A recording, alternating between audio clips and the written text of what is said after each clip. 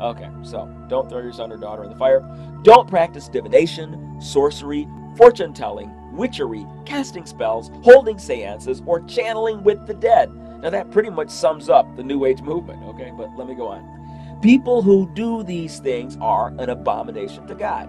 It's because of such abominable practices that God, your God, is driving these nations out before you. Be completely loyal to God, your God.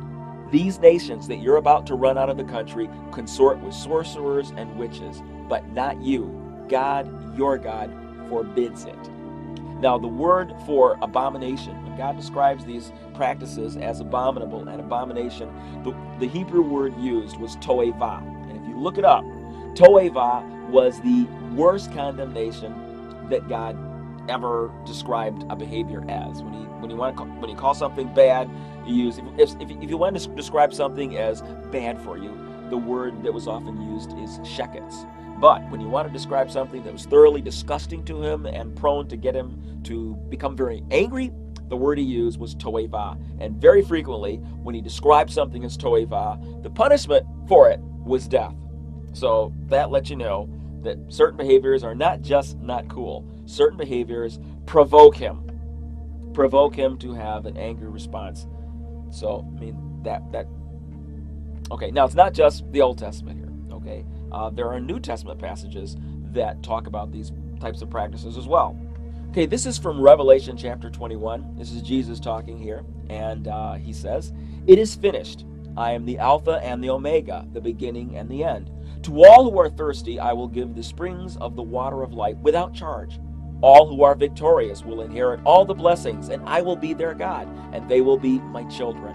But cowards who turn away from me, and unbelievers, and the corrupt, and murderers, and the immoral, and those who practice witchcraft, and idol worshippers, and all liars, their doom is in the lake that burns with fire and sulfur.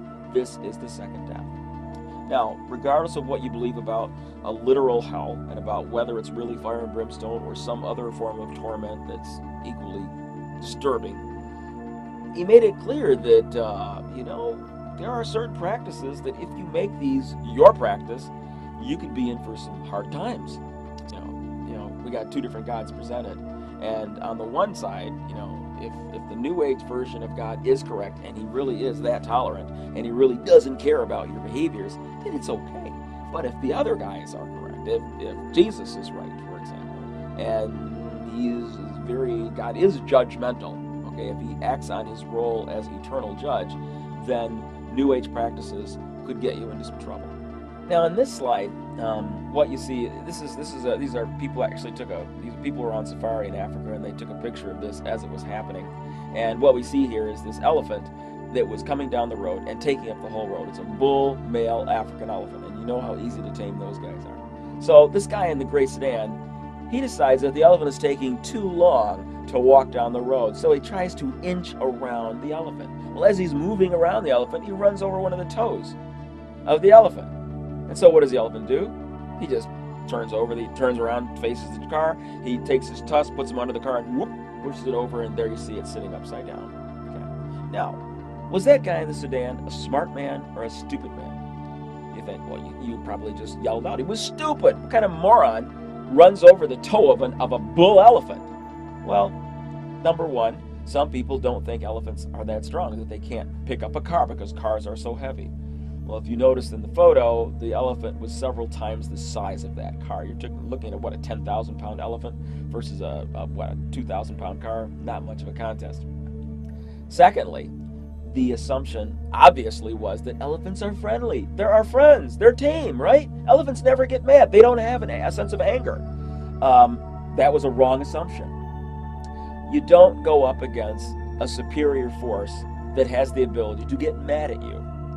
Now, again, going back to what we just talked about, if the God of the universe has a sense of anger, has the ability to be provoked, and you know what provokes him, probably not a good idea to push his buttons. But when you're talking about view of God of the universe or the view of eternity, come on. God's pretty quiet up there. You can't see him. So how do we really know what he's like? There is no direct evidence that the God of the Bible is the God of the universe? Is there direct evidence? I mean, by direct evidence, for example, in this slide here, true or false, can you tell what the outside temperature is by listening to the crickets chirping? But the fact of the matter is that you can. There's a formula here, okay? In the old Farmer's Almanac, the formula is right here. What you do is you count the number of chirps that occur over a period of 14 seconds. And then you add to that number 40. So you take the number of chirps in 14 seconds plus 40, and that gives you the temperature in Fahrenheit. And on the slide here, there's another example of a similar formula for determining the temperature in Celsius. Now, how do you know that that's true? Just because the Farmer's Almanac says it? Well, we can test it by direct means. You can't do that with God. We can't directly deal. We can't directly give him an interview and figure out what God is like, which God is correct. That's not possible, and that's why, these issues are so debatable. It's like how many angels can fit on the head of a pin? Well, because we can't see angels. If you're going to say they're invisible, which they are, okay, well then you can make up any number you want. Doesn't really matter. Because since we can't see them and they don't seem to interact with us too much, why not just make up anything? The reason that we don't go around making things up, or the reason why we shouldn't go around making things up, is because we believe that some of this stuff is true and that there is at least indirect evidence to validate that it's true. Why do I believe the Bible over other sources? I mean, because I'm not fooling anybody. Anybody that's watched my YouTube channel knows that I believe that the Bible is valid. Okay, that's not a secret. I'm not deceiving anybody here. And I believe it for a number of reasons. Part of it is I believe that there is evidence that supports the historicity of the Bible. Okay, I don't think that we have evidence for every fact, everything written in the Bible. We don't. But I think that there's enough that has been validated historically and archaeologically to make me comfortable with it. Okay, that's one thing.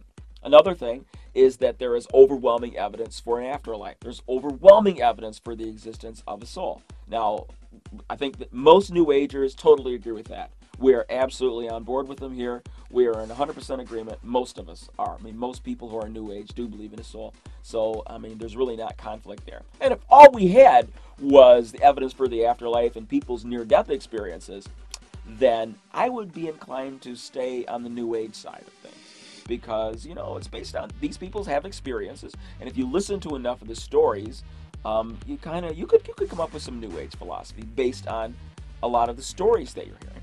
But the kicker, the thing that brings me back into the Christianity camp, into the Bible camp, is the historicity of the person of Jesus Christ himself, and specifically with regard to the resurrection. And if you've seen my presentation on the Shroud of Turin, you know what I'm talking about. I mean, the evidence for the resurrection is off the charts, if you ask me. Okay, and I think that I would defy anybody to counter that evidence. The evidence is extremely strong. There are people who do provide debate on the Shroud who speak against it, but their evidence is really bad. It does not measure up to the data that's there.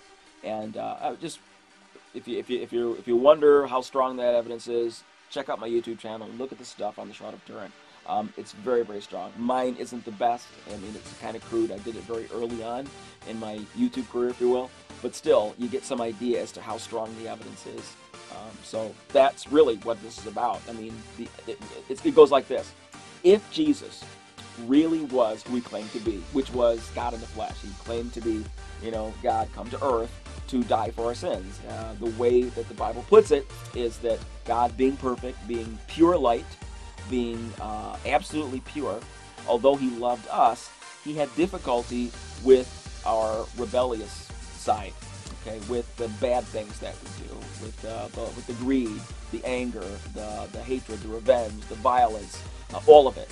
He's not those things. He is perfect in every way, and we are not. Well, why did he give us that ability to be so unperfect? Because he wanted us to choose love, to choose good out of a free will. And if he forced us to behave goody-goody, if he forced us to be all bright and happy all the time, it's not free will, and therefore it wouldn't be real. And so he gave us the ability to choose good, bad, right, wrong, virtue over vice. He gave us that ability. Now, with that comes a very hefty price tag that we have to pay, because if we choose badly, we will be discarded. What that means is that those who choose good, who choose love, who choose Him, it's real. It's because they really chose it. They weren't forced to do it.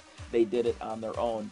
And then that's what He wants. He wants a place, He wants a heaven populated by people who make that choice. Now, how can we get in? We don't become perfect. No, well, that's why He came down here. And when He died on that cross, He symbolically, or literally in some ways, He took all of our wrongdoings, all of our bad attitudes, all of our hate, all of our sin, and He paid the penalty for it. We were supposed to die for it. We were supposed to be exterminated because we were so imperfect. That's what His justice demanded.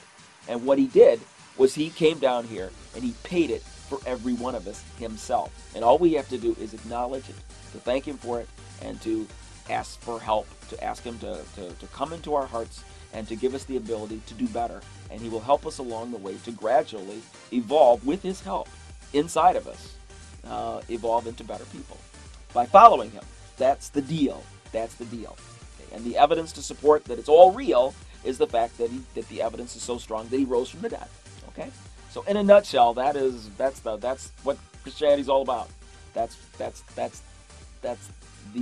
universal view of what am I trying to say here? That is why God made man, and that is why there's so much suffering in the world, because He wants us to freely choose good. He wants us to freely choose God. Okay.